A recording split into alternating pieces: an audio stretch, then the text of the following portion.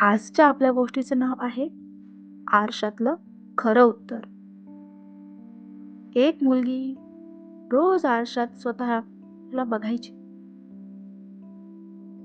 तिला वाटायचं, मी पुरेशी चांगली नाही, मी छान नाही, मी इतरांसारखे नाही. इन्स्टावर सगळे परफेक्ट दिसायचे. ती मात्र स्वतःवर शंका घ्यायची. एक दिवस तिच्या आईने तिला विचारलं, तू स्वतःला कधी अप्रिशिएट केलंस का? ती थांबली.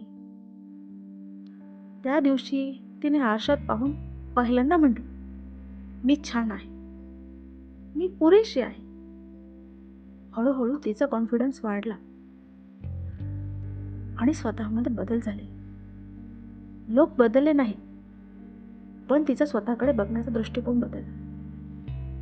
तिला आपल्या अवतीभोवती चांगले बदल जाणवले.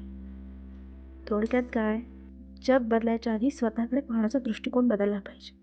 बी पॉझिटिव्ह. धन्यवाद.